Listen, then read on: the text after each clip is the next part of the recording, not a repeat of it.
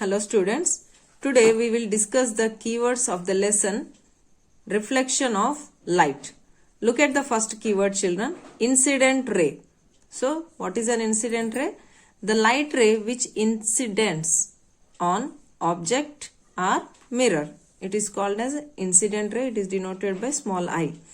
And reflected ray, the light ray which is reflected from mirror. It is called as reflected ray and denoted by small r. Next is normal, the imaginary line which is at 90 degrees to the mirror, and it is denoted by N. Now we'll see in the figure. So here if you think this is an object, if you are observing, so the light ray which is passing through the object onto the object, it is called as incident ray, that is I. And the light ray which is reflected from the, which is coming back to our eye, which is coming back to our eye. So this is the reflected ray and it is denoted by small r. And the imaginary line which is 90 degrees to the mirror, so this is the normal ray. So incident ray, reflected ray and normal ray.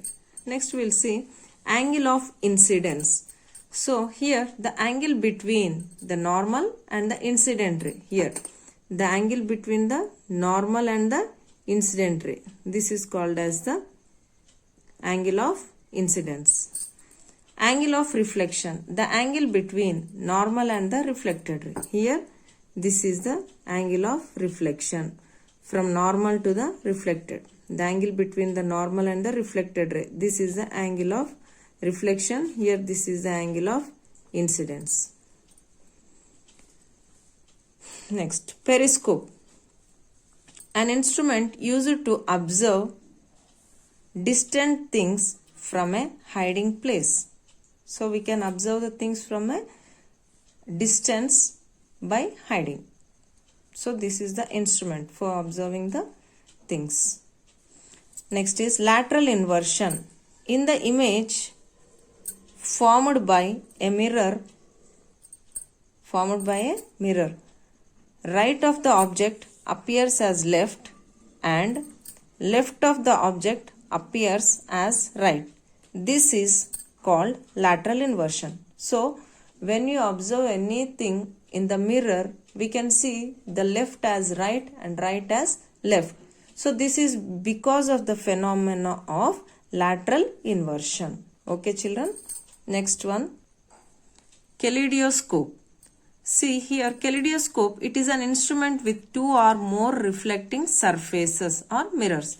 So it works on the principle of multiple reflections. So here it works on the principle of multiple reflections. Next is rear view mirror. Mirror in vehicles which show small image of an object. These mirrors are used by drivers. So these are placed on the two either sides of the vehicle.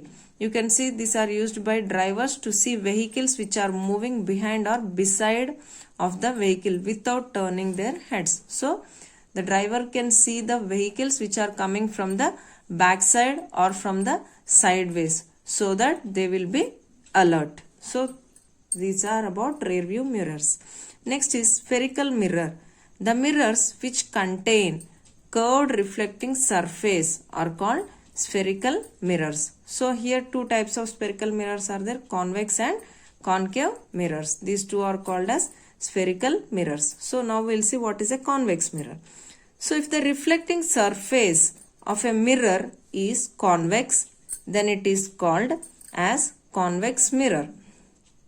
So usually we can see this reflecting surface. This is a reflecting surface. It is in the convex. The reflecting surface of a mirror is convex. Next, concave mirror. If the reflecting surface of a mirror is concave, then it is called as concave mirror. So here you can see this is a concave mirror. The reflecting surface is concave. Next is the real image. The image that can be obtained on the screen is called as the real image. Next, virtual image, the image that cannot be obtained on a screen. We cannot obtain the image on the screen but can be viewed in the mirror is called as the virtual image. Next, regular reflection. Here the reflection from a smooth surface. When the surface is smooth, then that type of reflection is called as regular reflection. And irregular reflection, when the reflection from a rough surface, when the surface is rough, then the reflection formed is irregular reflection.